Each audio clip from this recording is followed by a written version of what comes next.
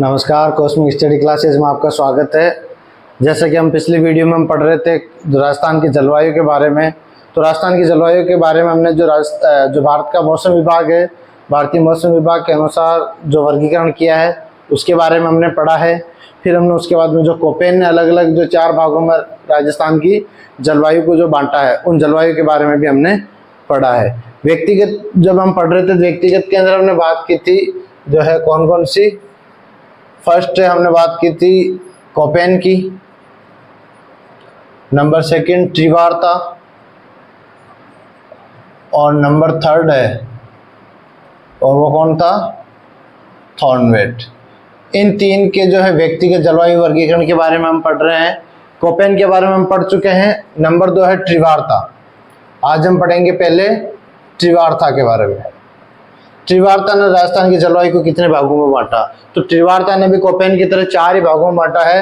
राजस्थान की जलवायु को 4 भागों में विभाजित किया है। कितने भागों में? 4 भागों में विभक्त किया है। और जो है कोपेन ने हमने देखा तो उसने तापमान, वर्षा, वनस्पति इन सब के आधार पर बांटा था। लेकिन त्रिवार्ता को हम देखे तो जो वर्गीकरण का जो आधार बनाया, वो आधार किसको बनाया? वर्षा को। किसको बनाया? वर्षा को। वर्षा के आधार पर इनको अलग अलग 4 भागों में इनको बांटा है। अब 4 भाग, जैसे कि ये है अपना राजस्थान, ये राजस्थान है,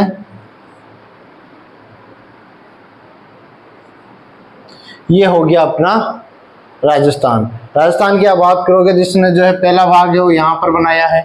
ये जो क्षेत्र है वो किसका रखा है? फर्स्ट भाग का। सेकंड एक ये और एक ये वाला भाग, 3 भागों को बांटा है। ये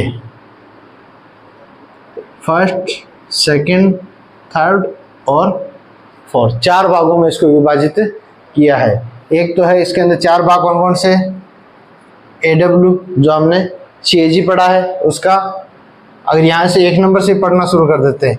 1 नंबर अपने कोपेन के बारे में किसका पढ़ा है? सबसे ज्यादा जो हाईएस्ट जो टेम्परेचर कहाँ का होता है? BWH।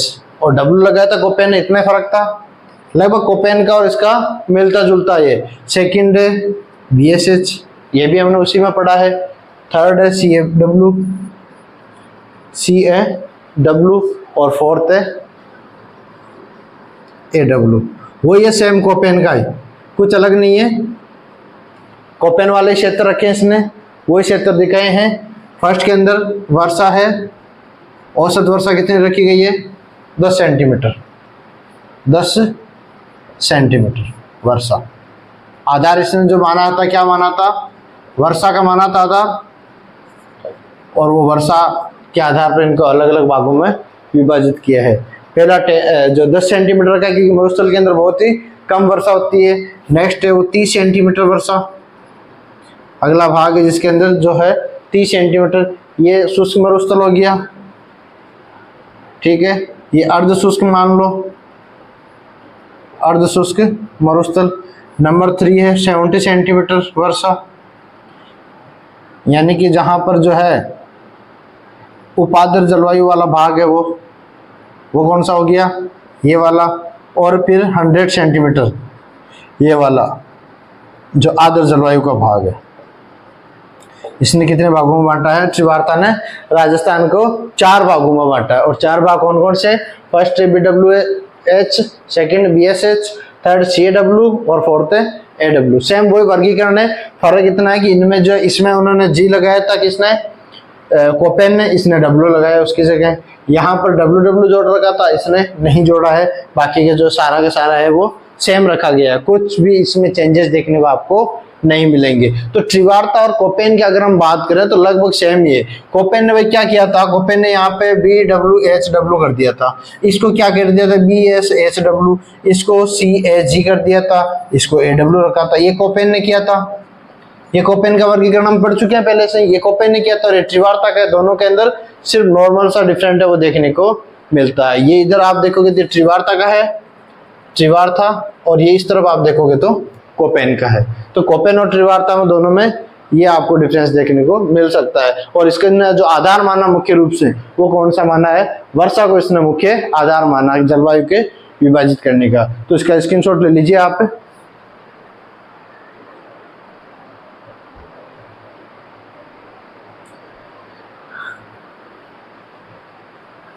अब देखिए फिर हम पढ़ते हैं अगला थॉर्नवेट का। व्यक्तिगत की अगर हम बात करें ना, व्यक्तिगत जो वर्गीकरण किया है राजस्थान की जलवायु का, उसमें जो वास्तविक या ऑथेंटिकल जो माना जाता है वो किसको माना जाता है? थॉर्नवेट का। हम क्या पढ़ते हैं अब दूसरा, नेक्स्ट देखते हैं थॉर्नवेट का वर्गीकरण। थॉर्नवेट का जलवायु वर्गीकरण, जलवायु वर्गीकरण। थॉर्नवेट ने कितने भागों में इसको अलग अलग भागों में बांटा है? तो इसने भी जो है कितने भागों में बांटा है? वही सेम 4 भागों में।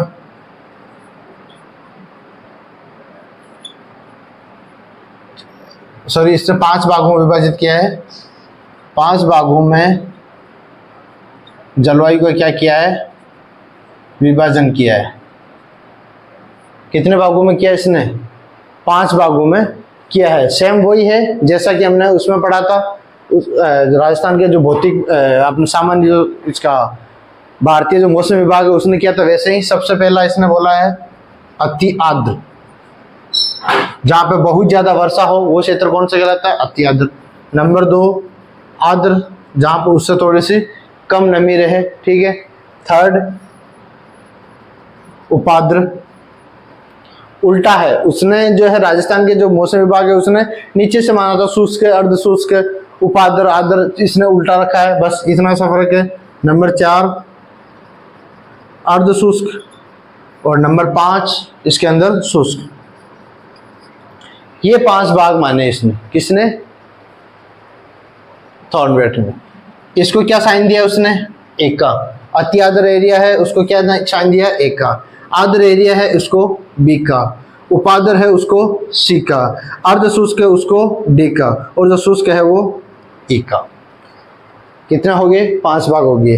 अब अति आर्द्र और आर्द्र की जो कैटेगरी है वो उसमें राजस्थान में उसने नहीं रखी, राजस्थान में नहीं। जहां पर वर्षा बहुत ही ज्यादा होती है तो उसका मानना है कि राजस्थान में ऐसा कोई क्षेत्र नहीं है जहां पर बहुत ज्यादा वर्षा हो। वर्षा की कमी और नमी की कमी होने की वजह से इन 2 क्षेत्रों को उसने क्या माना है? राजस्थान से अलग माना है कि ये दोनों किसमें शामिल नहीं है? राजस्थान के अंदर शामिल नहीं है। अगर ये हमारा राजस्थान है,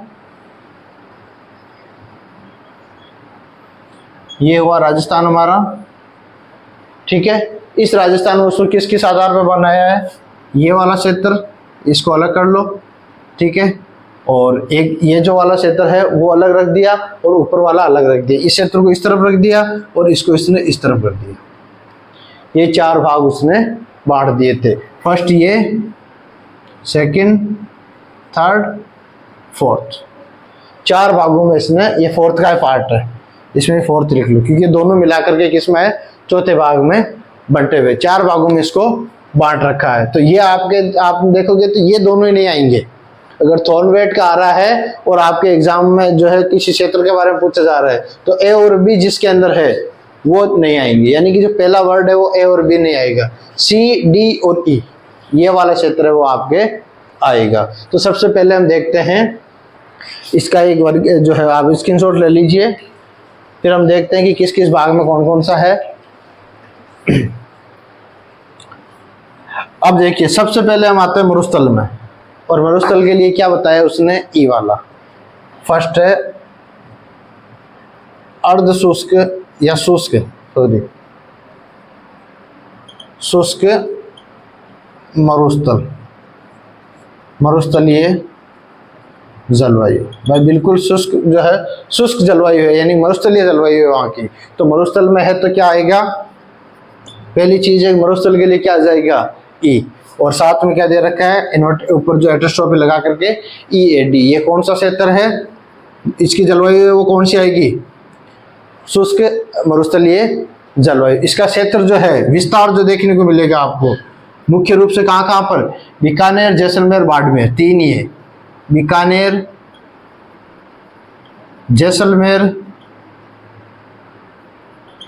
जैसलमेर और बाड़मेर। इस क्षेत्र में जो है कौन सा क्षेत्र देखने को मिलता है हमें? ये वाला। इसने जो है दूसरा वर्षा, इसकी जो है वर्षा की बात करें तो वर्षा इसमें लगभग 10 से 15 सेंटीमीटर की मानिए कि इस क्षेत्र में जो औसत वर्षा जो होगी वो कितनी होगी, 10 से 15 सेंटीमीटर होगी। वर्षा की अगर बात करें तो औसत वर्षा ले सकते हो आप लोग। औसत वर्षा इस क्षेत्र की कितनी होती है, 10 से 15 होती है। नंबर 2, शुष्क मरुस्थल के बाद में क्या आता है, हाँ अर्ध शुष्क, जिसको इसने नाम दिया तापीय अर्ध शुष्क जलवायु। जहां तापमान अधिक है, तापीय अर्ध शुष्क जलवायु, ये वाला भाग आप देखोगे ऊपर का। ऊपर वाले भाग में क्या कौन कौन से क्षेत्र आते हैं, गंगानगर है, हनुमानगढ़ है, बीकानेर का कुछ भाग भी है और चूरू और झुंझुनू भी है। इसके अंदर जो है बीकानेर का जो है ये पश्चिमी जो दक्षिणी बीकानेर तो है ही है, जोधपुर और लिख लेना एक बार इसमें, ठीक है। इसके अंदर कौन कौन सा क्षेत्र है, हनुमानगढ़, हनुमानगढ़ हो गया, गंगानगर हो गया, गंगानगर हो गया, गंगानगर के अलावा बीकानेर है, बीकानेर क्षेत्र इसी में आता है। और इसके अलावा चूरू झुंझुनू है, चूरू हो गया, झुंझुनू क्षेत्र हो गया। ये सारा का सारा किस में आता है, तापीय अर्ध शुष्क जलवायु वाले क्षेत्र में। और इसका जो दिया गया है वो अर्ध शुष्क के लिए किसका यूज करते हैं, बी का। और जहां तापमान अधिक हो उसके लिए क्या यूज कर दिया जाता है, ए वाला तापमान सबसे ज्यादा है, ए के बाद तापमान क्या होगा, बढ़ेगा या कम होगा राजस्थान में, शुष्क में सबसे ज्यादा, तो इसलिए ए की कैटेगरी में रखा है। फिर उससे नीचे आएंगे तो किस में आ जाएंगे, बी की कैटेगरी में। तो यहाँ पर हो जाएगा BW। जो सेकंड कैटेगरी रखी गई है वो ये रखी गई है, फर्स्ट कैटेगरी ये रखी गई है, जिसमें तापीय अर्ध शुष्क जलवायु है। और औसत वर्षा की बात करोगे आप इसमें, औसत वर्षा यहाँ पर कितनी है, 15 से 20 सेंटीमीटर। कितनी है, 15 से 20 सेंटीमीटर। यहाँ आपको कितनी देखने को मिल रही थी, 10 से 15 सेंटीमीटर। यहाँ आपको जो औसत वर्षा देखने को मिलेगी वो 15 से 20 सेंटीमीटर। एग्जाम के लिहाज से अगर आप देखोगे तो कोपेन ही सबसे बेस्ट है आपके लिए। कोपेन आपको अच्छी तरीके से याद रहना चाहिए। ये एक बार आपको जो है जनरली मैं बता रहा हूँ, जिससे कि आपको इसमें भी आपको पढ़ने में आसानी हो। नेक्स्ट देखिए, अगर मान लो एग्जाम में बायोलॉजी अगर क्वेश्चन पूछा भी जाता है, तो अभी सेकंड ग्रेड के अंदर भी पूछा गया तो कोपेन का कि मेवात और डांग क्षेत्र है वो कोपेन के किस जो है जलवायु क्षेत्र के अंदर है। तो हमने पढ़ा है कि वे पूर्वी जो जहां जी लग रहा है मतलब गंगा का मैदान, और गंगा के मैदान में मेवात भी आता है और डांग क्षेत्र भी आता है। डांग पढ़ा ना, डांग की रानी, डांग का राजा, हमने पिछले वीडियो में पढ़ा है। तो कोपेन का सबसे ज्यादा पूछा जाता है। वैसे ऑथेंटिकली जो सबसे जो वास्तविक जो माना जाता है वो इसी को मानते हैं, थॉर्नवेट वाले को मानते हैं। लेकिन एग्जाम की तरीके से आप देखो तो कोपेन लगभग हर एक एग्जाम के एक बाद एक एग्जाम में या हर एग्जाम में वो पूछा जाता था। कोपेन का आप पिछले वीडियो में बहुत शानदार तरीके से आपको कोपेन का बताया हुआ है।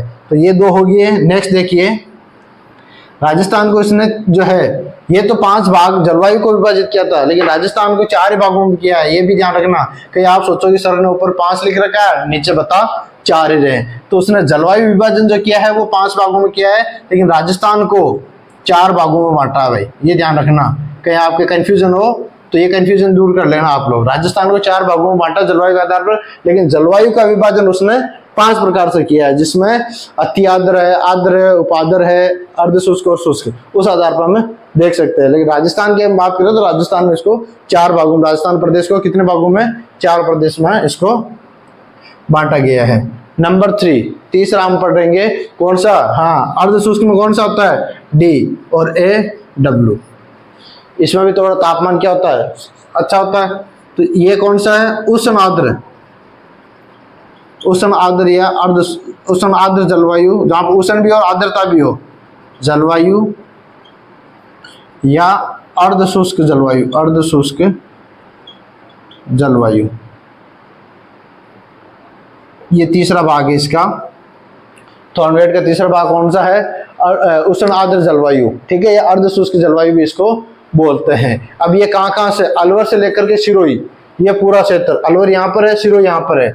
इसका विस्तार देखिए, अलवर से लेकर के और सिरोही तक, अलवर से सिरोही, इस जो जयपुर वगैरह सारे, बूंदी, कोटा सब इसी में आ रहे हैं। ये कोटा का कुछ भाग, और ये बात करें यहाँ अलवर है, सीकर है, अजमेर है, नागौर है, जोधपुर का ये भाग है, पश्चिम जो है पूर्वी भाग है, या ये वाला क्षेत्र है, नीचे राजसमंद, भीलवाड़ा सब इसी के भाग में आते हैं, जालोर सब इसी के अंदर आते हैं। और पूरी जोधपुर से लेकर के बूंदी तक। अलवर यहाँ पर है, अलवर से सिरोही ये वाला क्षेत्र, और जोधपुर से लेकर के और यहाँ बूंदी है। कौन सी जगह है? बूंदी। और यहाँ पर पूर्वी जोधपुर यहाँ तक का, यानी कि पूर्वी जोधपुर से लेकर के पूर्वी जोधपुर से बूंदी तक और ये सिरोही तक, ये पूरा का पूरा क्षेत्र किसमें आता है? थॉर्नवेट के थर्ड जो भाग है CAW इसके अंदर आता है। औसत वर्षा इसकी अगर हम देखें तो औसत वर्षा भी देख लेते हैं। औसत वर्षा इसमें होती है, औसत वर्षा यहाँ के 50 से 80 सेंटीमीटर। औसत वर्षा कितनी है? 50 से 80 सेंटीमीटर इसकी औसत वर्षा मानी जाती है। लास्ट कौन सा बचा है? एक ही बचा है, जो कौन सा? CAW। भाई AW तो हमने देख ही रहे हैं, लिख ही रहे हैं, और उसके अलावा जो C है वो किसके लिए? जो उपाद्र है उसके लिए हमने यूज किया है। तो उपाद्र थॉर्नवेट है वो इस क्षेत्र को उपाद्र मानता है। विस्तार इसका आपने देखा ही होगा, विस्तार दो ही जगह हैं, एक तो हाड़ौती, इसमें हाड़ौती के अंदर भी कौन कौन से आते हैं? कोटा, बारा और झालावाड़, क्योंकि बूंदी तो ऊपर गया ना, ऊपर वाले क्षेत्र में गया, तो ये तीनों आते हैं। और एक वागड़, वागड़ जो है, वागड़ के अंदर डूंगरपुर, बांसवाड़ा और प्रतापगढ़, ये तीन जिले ये, यानी 6 जिले इसके अंदर आते हैं। किसमें? CAW के अंदर, जहां की जलवायु है वो कितनी है? उपाद्र जलवायु है। कैसी है जलवायु यहाँ की? उपाद्र जलवायु है CAW की। अब ये तो हो गया। अब इसकी जो औसत वर्षा है, औसत वर्षा यहाँ पे सर्वाधिक वर्षा होती है, आपको पता ही होगा, 80 से 100 सेंटीमीटर। औसत वर्षा कितनी है इसकी? 80 से 100 सेंटीमीटर। तो ये 4 भाग हमने पढ़े हैं, वो थॉर्नवेट के अकॉर्डिंग पढ़े कि भाई 4 भाग कौन कौन से हैं। वैसे तो एग्जाम की पर्पज से देखें तो कोपेन सबसे इंपॉर्टेंट है, लेकिन फिर भी मैंने आपको जनरली ये चीजें बताई है कि कहीं आप ये ना बोलो कि सर ने सिर्फ कोपेन जो करवा करके छोड़ दिया, त्रिवार्ता या थॉर्नवेट का तो करवाया नहीं। ये सिर्फ आपके जो साधारण जो जनरल नॉलेज है उसके लिए दिया है। वैसे थॉर्नवेट का या त्रिवार्ता का भी आपसे एग्जाम में पूछा जा सकता है। त्रिवार्ता और कोपेन लगभग सेम ही है, कोई ज्यादा डिफरेंट है नहीं। बस फर्क ये है कि इसने वर्षा के आधार पर किया है, कोपेन ने तापमान, वर्षा और आर्द्रता के आधार पर किया है। जबकि थॉर्नवेट की अगर हम बात करें तो इसने जो है अलग अलग वर्षा और इसके जो है तापमान, इन दोनों के आधार पर हम देख सकते हैं कि उन्होंने इन भागों में इनको बांटा है। तो ये थॉर्नवेट का है, इसका स्क्रीनशॉट ले लीजिए आप।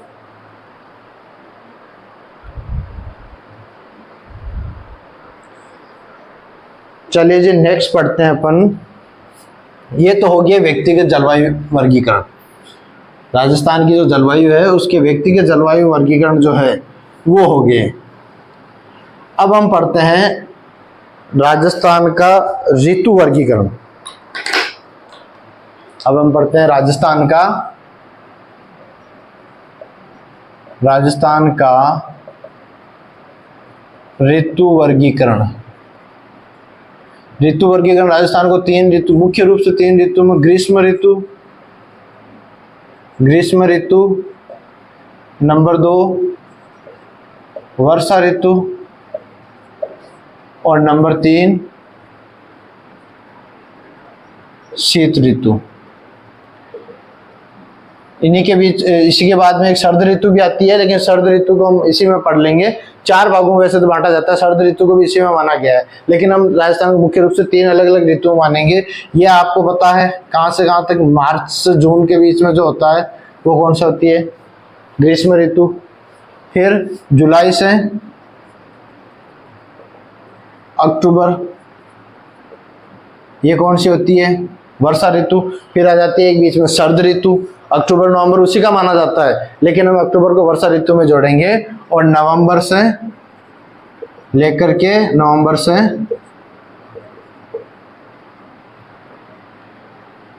फरवरी तक हम मानते हैं कि किसको? शीत ऋतु को। ठीक है, शरद ऋतु इसी में आती है। जैसे अक्टूबर नवंबर में जब मौसम का वापस जब लौटना होता है तो वो शरद ऋतु का आसपास होता है। अक्टूबर के आसपास ही मौसम में वो वापस लौट करके जाता है। मानसून जो अपने यहाँ से है वापस लौट के जाता है, तो वो शरद ऋतु के अंदर ही इसको पढ़ा जाता है। लेकिन हम 3 भागों में पढ़ेंगे इसको मुख्य रूप से, ग्रीष्म ऋतु, वर्षा ऋतु और शीत ऋतु। सबसे पहले हम लेते हैं ग्रीष्म ऋतु। ग्रीष्म ऋतु, और जब ग्रीष्म ऋतु की बात करें तो राजस्थान सबसे सर्वोपरि है, क्योंकि सबसे ज्यादा जो तेज धूप देखने को मिलती है, या तापमान की तुलना करें तो राजस्थान, भारत के जो अन्य राज्यों की तुलना में राजस्थान का तापमान हमेशा ज्यादा होता है। ज्यादा होने की वजह से जो ग्रीष्म ऋतु है वो अन्य राज्यों की तुलना में ज्यादा भयंकर होती है। किसकी? राजस्थान की। अब राजस्थान के जो सर्वाधिक जो है, सर्वाधिक गर्मी वाला माह है, सबसे ज्यादा जो गर्मी पड़ती है, यानी ग्रीष्म ऋतु का वो महीना जहाँ पे सबसे ज्यादा तेज धूप पड़ती है, सबसे ज्यादा तेज धूप वाला वो महीना कौन सा है? जून। कौन से महीने में पड़ती है? जून के अंदर। अब ग्रीष्म ऋतु में कौन कौन सी 3 चीजें होती है? एक चीज यहाँ पर है लू, गर्मी में आती है। नंबर 2 आंधी, वो भी राजस्थान की गर्मियों में आती है। और नंबर 3 बबूलिया, हमारे गांव में बबूलिया बोलते थे हम लोग, छोटे थे तब। अब इसको जो है बबूला पढ़ा हमने यहाँ आकर के, तो हमने सोचा वाह भाई कुछ नया नाम मिला है, लेकिन इसको जो है बबूलिया या बगुलिया भी बोलते हैं। ठीक है, तो ये 3 ऐसी जो है चीजें हैं वो हमें कब देखने को मिलती है? राजस्थान की गर्मियों के अंदर लू, आंधी और बबूलिया, तीनों कब देखने को मिलती है हमें? गर्मियों के अंदर। और गर्मियों में जब तेज धूप पड़ती है तब ये तीनों ही चीजें हम देखने को मिलती है। अब सबसे पहले है कि राजस्थान के, ये लिख लेना कि कौन से महीना है जो सबसे ज्यादा गर्म होता है। अब हम देखते हैं चलो कि ये क्या क्या होती है। इसको रफ कर देता हूं।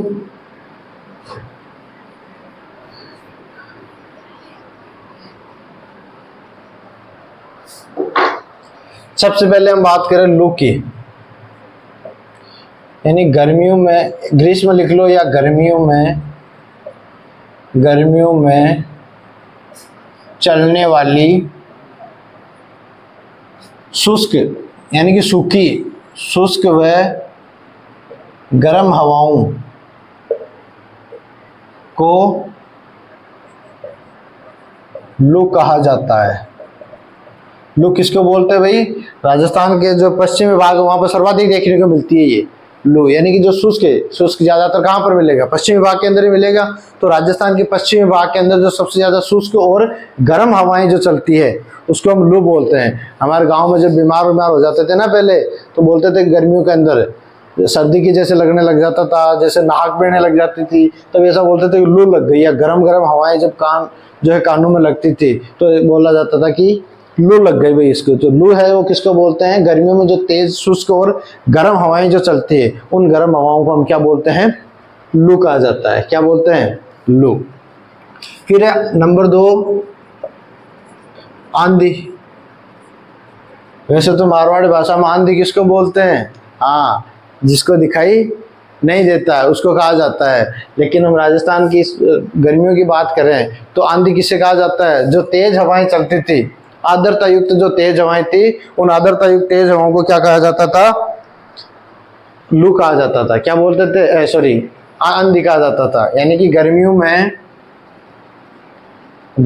में धूल भरी व आर्द्रता युक्त चलने वाली तेज हवाओं को आंधी कहा जाता था। आंधी किसको बोलते थे भाई? राजस्थान के अंदर जो धूल भरी हुई जो आर्द्रता युक्त जो आंधियां चलती है ना, हवाएं चलती है गर्मियों के अंदर, उसको हम क्या बोलते हैं? आंधी बोलते हैं। और आंधी ज्यादातर कहाँ देखने को मिलती है? जो बीकानेर के आसपास का जो क्षेत्र है ना, वहां पर सर्वाधिक मात्रा में आंधियां हैं वो देखने को मिलती है। फिर नंबर 3 बबूलिया या बगुलिया भी बोलते हैं जिसको, यानी कि धूल भरी जो चक्रवाती हवाएं चलती है। बगुलिया देखा आपने? जो एक जगह पे बाउंड्री बना करके, यानी अंदर की जो है वायु वेग है वो अंदर, तो जो केंद्र में तो वायु वेग कम हो जाता है और बाहर फोर्स है वो बढ़ जाता है, जिसकी वजह से हवाएं तेज तेज घूमना शुरू कर देती है, तो उसको हम क्या बोलते हैं, बबूला कहा जाता है। ठीक है, तो इसका भी क्या होगा, गर्मियों में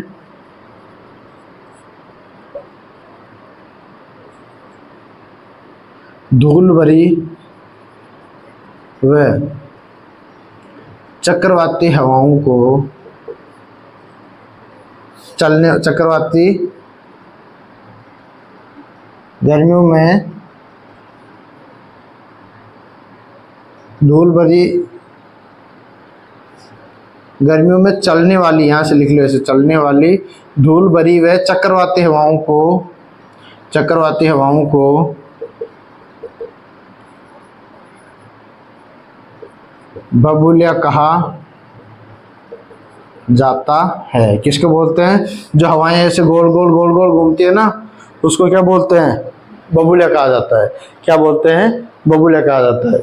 ये सर्वाधिक कहाँ होता है, सर्वाधिक मैंने आपको बताया राजस्थान के पश्चिमी क्षेत्र में, तो कहाँ पर, बाड़मेर में सर्वाधिक देखने को मिलता है। अगर इनकी बात करें, आंधी सबसे ज्यादा कहाँ पर आती है रे, हैं, कहाँ पर आती है आंधी सबसे ज्यादा, गंगानगर में। वेरी गुड, गंगानगर में। कितने दिन, 27 दिन तक। धूल भरी आंधी कितने दिन तक आती है, 27 दिन तक। और बबूला कहाँ देखने को मिलता है सर्वाधिक, यहाँ लिख लो सर्वाधिक, कहीं भूल जाओ आप, यहाँ लिख लो सर्वाधिक है। ये सर्वाधिक कहाँ आते हैं, बीकानेर।